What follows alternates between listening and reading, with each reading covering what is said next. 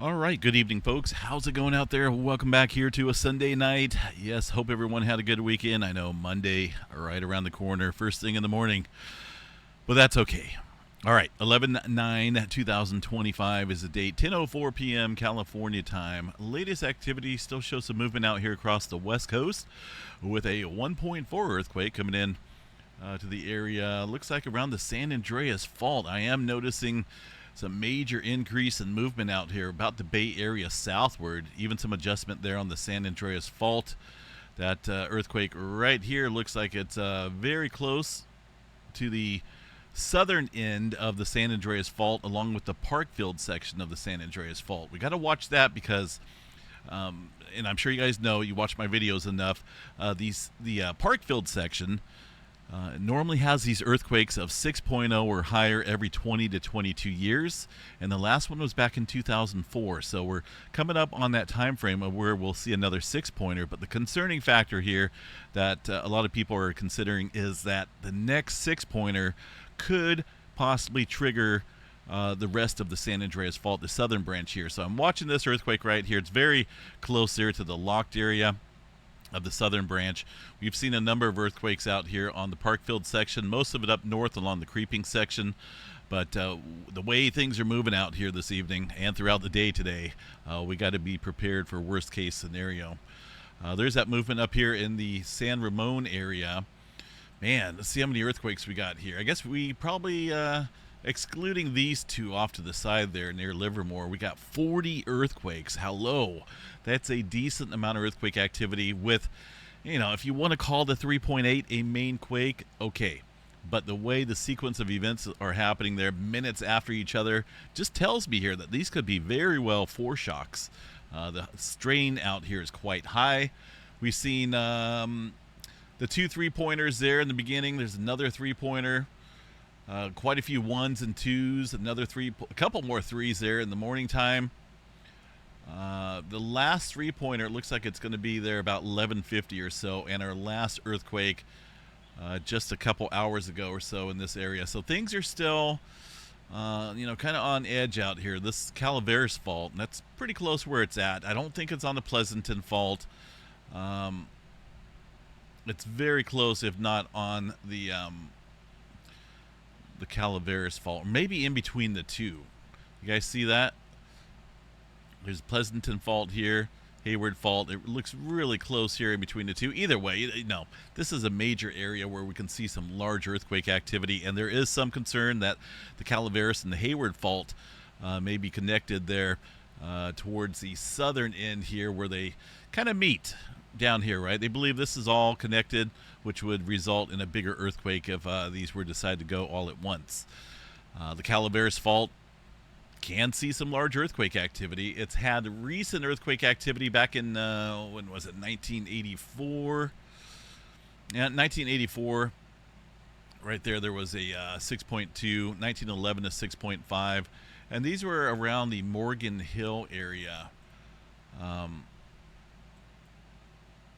That region of the Calaveras Fault. I believe it's down here across the southern end. There's Pleasanton. But regardless, the last sizable event, 1984, that's a little ways away. It's scary to think that, but it has been a decent amount of time period. 1911 was the last 6.5, but I think this area can see some larger events than the 6.5 at full rupture. It's fairly lengthy here, and if it goes one and the same with the Hayward Fault, then that will obviously be a bigger event as well.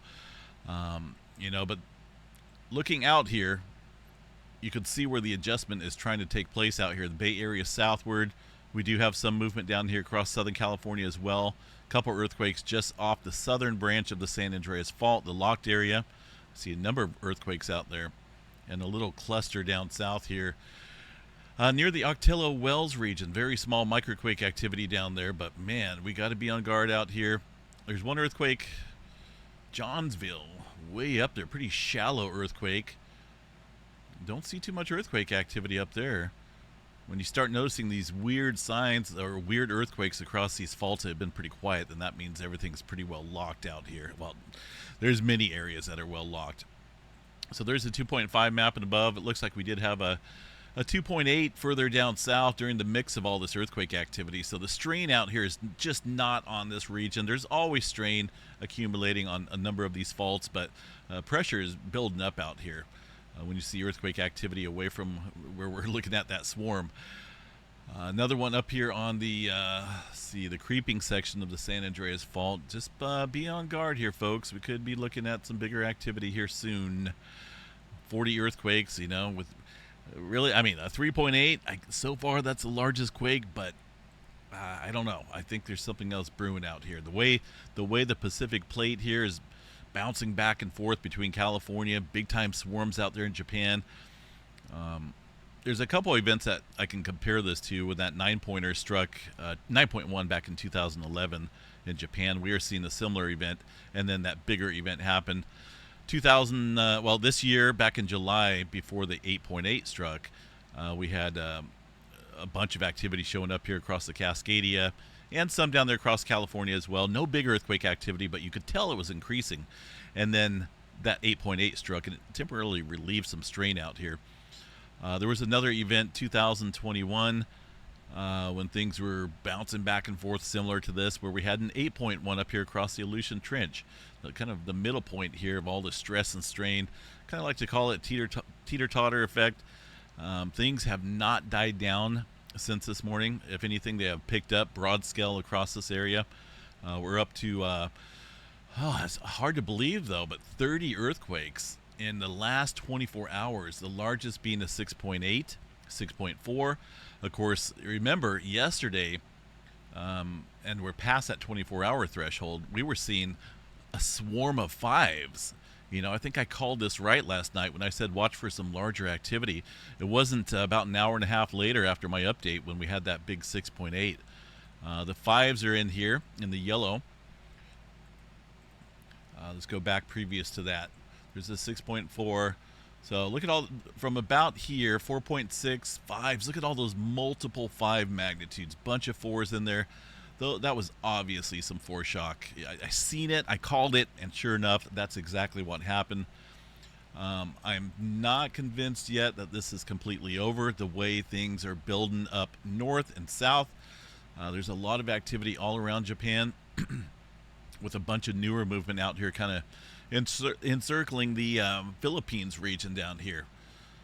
Look at that newer activity, 5.1. Excuse me. 5.1 up in Taiwan, 5.4 around Guam. All this activity adding further stress and strain out here across the locked area of the Nankai Trough. Philippines, there is some activity ramping up. Not much in terms of larger movement, but the way things are moving out here today, I would expect some larger quake activity out here soon within that middle point boundary. A lot of older activity up here. This will disappear, obviously, some after midnight when that 24-hour threshold takes place, but a big day of earthquakes. Some activity down across New Zealand. Nothing big for now, but I am concerned about this Nankai Trough here. There's really nothing showing up on it as far as the earthquake 3D globe goes, but just keep an eye on that very closely.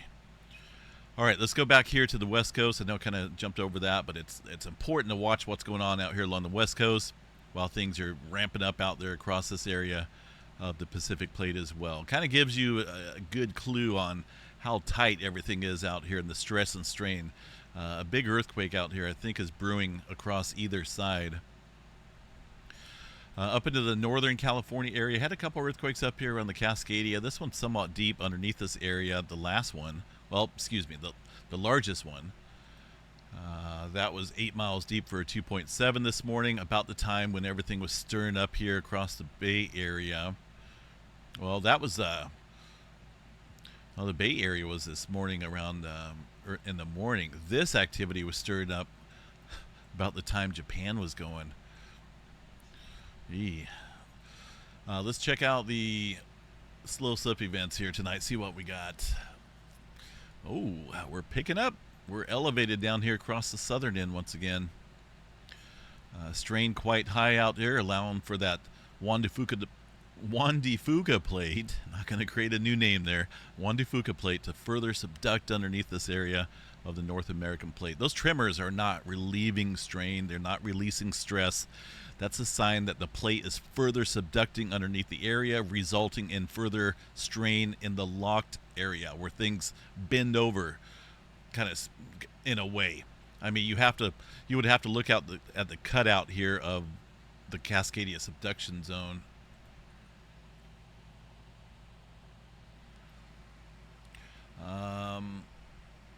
And there's a whole bunch of information there on that site called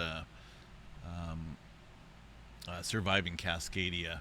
But I want to look here. Yes, I just want to show you guys. I have multiple images on my computer, but I just wanted to show you this simple layout right here from the PNSN network. It's actually from the official sites here. So the slip events occur roughly. Let's see if we can zoom this up a little bit more. Ooh, that is, well, good Lord. I didn't know that was going to happen. Okay. Slow slip events right here in between these deeper quakes, which can happen. Our last one was back in 2001. And the locked area where that red is. That's where the locked area is. That's where you get those big earthquakes. Now, when the slippage is happening here, the slow slip events, that's a sign here that the slab, the Juan de Fuca slab here, is further diving down underneath this area. And this area is kind of bending in a way, but also pushing up, kind of like a spring in a way. As you bend it and fold it inward, that is how you get the land rising out here. And a simple area here around Brookings, Oregon, to show you that this is not a volcano. This is the land rising, right? This area of the southern end of the Cascadia subduction zone is just pushing up and up and up and up as that strain is acting as a spring. This is just since 2008, right? About 60 mm. Imagine going back to 1700 when the last big event happened out here. This land is going to drop quite a few feet when the big earthquake strikes out here. So that's even more damaging scenario. But we do have to watch it. Elevated tremor, had an earthquake out here pretty close there into the locked area of the Cascadia subduction zone about the time when the Japan earthquake activity was stirring up last night. So things are pretty close, I think. We just got to watch these little telltale signs of events here and go with the flow. Just be prepared. A lot of activity out here. All right, nothing major going on up there through the Cascades, but I do want to double check that. I don't see an earthquake at all showing up on the map up there across Washington or Oregon, which is a little suspicious here. So let's go see what's going on up at the Mount St. Helens recorded seismograph stations. Maybe some earthquakes around the area. Let me check the previous UTC time, which is still today. Man, look what the 6.8 did and the 6.4. There's the 6.8 P wave, 6.4 P wave. These wavy lines are S waves. Not a whole lot of earthquake activity locally there to Mount St. Helens. Maybe a couple very small ones, but I don't see any increase there. Mount Rainier, but it's amazing how those waves can be picked up thousands of miles away all across the Pacific. Mount Rainier, a little bit more active out here with earthquake activity, as you can see on that graph. And I'm sure this is going to show the P waves as well. Not really. This one's tuned up a little bit differently, so really didn't see the wavy S lines flowing through here. A couple localized events, nothing big. I don't see any elevated major swarming going on there across the volcanoes for now. Yellowstone National Park had some earthquake activity this afternoon as well. They bumped that up from a 3.1 up to a 3.3. That's been an area of interest as well, with a couple different swarms going on here across Yellowstone. This is the second three-pointer in the last couple days. I'm trying to think if we had another one back here. No, so that's, yeah, just yesterday we had the other 3.1.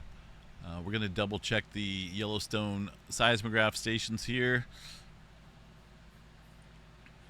And we'll take a look here on the map. I'll show you guys where the graphs are. And maybe maybe. Oh, don't you do that to me. Don't you do that to me. It never fails, right? I wonder if I literally think someone has a way to watch my live updates and then maybe mess with some of these websites. I don't know. Maybe not, but there's some weird stuff that happens out here sometimes when I'm doing live updates. But that's the only way I like to do it. Live and unscripted. Yeah, so the USGS Volcano site is offline as well. So that doesn't leave much. I mean, let's see if the Yellowstone seismograph station thumbnails are online here. There's a 3-pointer that showed up, just barely a little blip on that station, but you know, like I can say, it barely showed up on any of these, and that's a 3.3. As far as smaller microquake activity, we'll never know with the amplitudes being that squashed. So let me go see if maybe there's a different website here. We'll go over here. Oh, I don't need an update. I'm good. I'm just trying a different browser, seeing if that will make a difference here. I don't think it is. Yeah, see, even on here, they're having some issue here. 504 gateway timeout, so everything's offline with the USGS volcanoes. That's kind of a bummer. We'll have to check back here in the morning. Either way, I do have a live seismograph station on here, Yellowstone in Madison, so it did pick up a little earthquake. I still think they're having a little bit of an earthquake swarm. Nothing big, but still some earthquake activity out there. We'll check back there in the morning. Hopefully they get it fixed. Texas, oil fields, rocking and rolling out there. Marfa? Never heard of Marfa, Texas. I don't know if I've ever been down here. Well, I've been down here. Oil fields out here, I'm pretty certain. The Permian Basin, that's just south of there. I'm sure there's some oil fields out here. A lot of desert. I don't know. Maybe most of the oil fields up north here. Anyway, regardless, yeah, look at all the oil fields out here. Crazy. Earthquake activity. That's what's going on out there quite a bit. New Madrid seismic zone there. One earthquake from last night. That kind of moved before the earthquake activity in Japan. Whether that means anything or not maybe relevant at the moment. All right, let's see what else we got here. The two newest quakes. Notice a little bit of southward migration here. We're getting hit first here. This is where the general pressure builds up here with the Pacific plate moving to the west-northwest on the Filipino plate. That resulted in an earthquake almost immediately over here around Taiwan. That tells me things are really strained up here. Got to watch that Nankai Trough, Philippines area again. 3.3 down in New Zealand right now. South Island, nothing big there for now. Turkey, goodness, what is going on over here? Is it the opposite side of the globe where that's happening? No. There's just a lot of movement happening at Turkey. It comes and goes, and it is very suspicious here. We've had a couple different 6s in the last couple months, but the swarms out here are just incredible. For a short amount of time period, I do think something bigger is brewing out here. It may have something to do with the, remember that huge swarm that we had out in the Santorini volcano area earlier this year? We had thousands of earthquakes. This is along the lines of what's going on right now, but it's in the same area speaking, but to the northeast under this region, a few miles or so. I'm just wondering what's going on underneath here, because that swarm was it was around this area, and then it stopped, and then we started seeing activity up here swarming. Something brewing out here, folks, big time. Let's see here. The Atlantic Ocean, pretty quiet. Not a whole lot going on out there in the rift boundaries. Most of it out here on the stress zones. Definitely popping. All right, South America, we do have some 2s and 3s and 4s. Nothing big. I do think the western areas of the Pacific Plate need to be on guard for some larger movement. Of course, California is in that mix as well. They're on the eastern Pacific. A X flare here. When was it? Today? Last night? That decent X flare popped off a CME. I'll show you guys here on the Space Weather Prediction Center, the Electric Power Community Dashboard. Neat little name for it. This is going to be the solar wind prediction. Sun in the yellow. These are just high-speed solar wind streams flowing from coronal holes. You'll know when the CMEs blast off. Earth here in the green. We've had a number of CMEs. Watch this. Boom, there's one. Get a little shot here. And then we have another one. This was directly from the X flare right here this morning, or from last night. A more decent heavy hit of plasma, up around 25 or so. So we do have some auroras coming in here. This should be a direct hit, not a miss like what happened last time here. This is the forecast here. Looks like the main event going to be November 11th around the 1800, 2100 time period. For reference, that would be, well, we're already at 6 something. That may come in here. That may come in a not so favorable time frame for the North American side, but possible. It looks like it does linger on into the early evening here. Again, that's November 11th, UTC time, starting at around 1800 or so. All right, let's see. Where's my Yellowstone? Right there. So watch for that. We do have some unsettled nights coming up here with the aurora activity. As far as flaring activity goes, let's double check the flare chart here. Little C flare earlier. Couple C flares happening right now. And Kevin here has made the adjustment to where the Stanford University image shows up here, the one I've been using. I like it. Looks good. Click on that, it goes directly to Stanford. Fairly complex here. Still looking massive out there. It is somewhat directly facing the Earth, a little bit of westward direction there, but anything else that does blast off here will certainly be geo-effective. These are splitting. I called those this morning, and just not a whole lot going on. So we got to watch this one up here. That's going to be 4276, or 74, excuse me, 4274. That's been the culprit of a couple different X flares, and the most recent one, and of course, potential decent aurora activity here coming up in the next couple nights. Let's see here.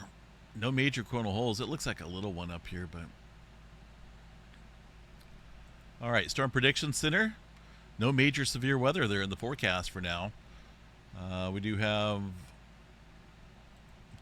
Let's see here. Let me go over to the Climate Prediction Center. Oh, I want to look at this one. Maybe not. This isn't the one I want to look at. I don't know. I always lose track of all these maps here. I guess I could show you guys the 5 and 7 day forecast total out here. Yes, California, the West Coast in general, does have quite a bit of rain coming towards it. Los Angeles included. Certain areas up there, above Los Angeles area up there in the mountains, we'll get some pretty substantial rainfall there. It looks like maybe 2 inches or so. A lot of moisture coming in here. This is the 7-day quantitative precipitation forecast here. Around Chico area, looks like we could get almost up around 2 inches or so. Sacramento about the same. Further down south in the San Joaquin Valley, still get about an inch or so, maybe slightly lower, but this is going to be a decent storm system here. Let's check out the latest GFS model here for the West Coast and show you guys what we got going on here.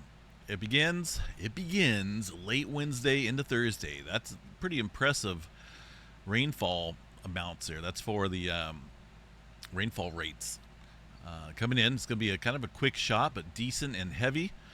Again, could pick up around 2 inches or so around my neck of the woods in the Sacramento Valley.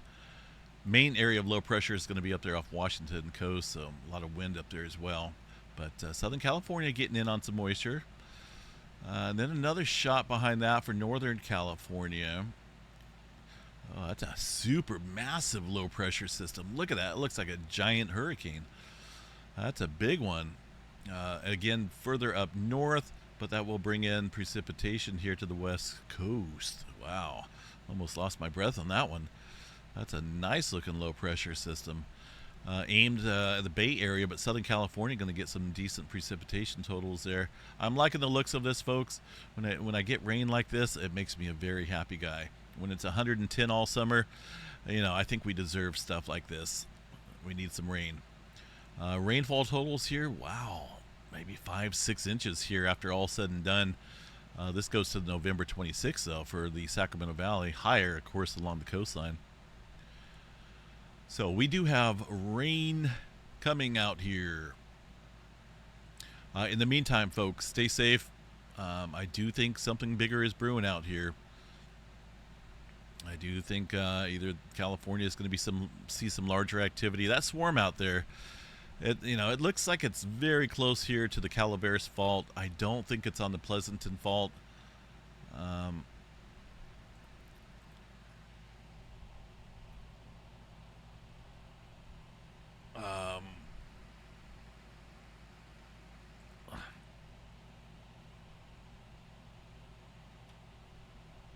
I just want to see if I can find some information on that, because we don't normally check out the Pleasanton fault. I want to see when the last earthquake activity was out here.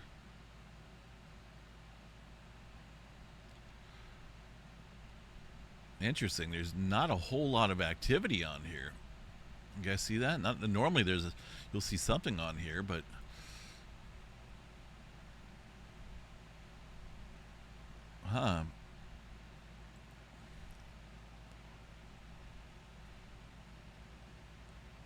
So yeah, I don't know. Definitely some interesting activity. Like I say, most of the earthquake activity I'm seeing there in the Bay Area is a little bit closer to the Calaveras fault than it is the Pleasanton fault. But I'll have to dig around a little bit more on this, because there's not a whole lot of historical data here, as you can see. I'm sure if I dig around, I can definitely find it. But all right, folks, have yourself a wonderful evening. We do have seismograph stations out there positioned all over the place. Philippines, Petrolia, Northern California, stationed there in Chile, Japan, Parkfield, California, Kagoshima, Japan, that's near the Nankai Trough, Anza, and Yellowstone National Park. So we'll see you guys out here in the morning. Stay safe, everyone. Make sure you have an earthquake plan. We'll see you guys soon.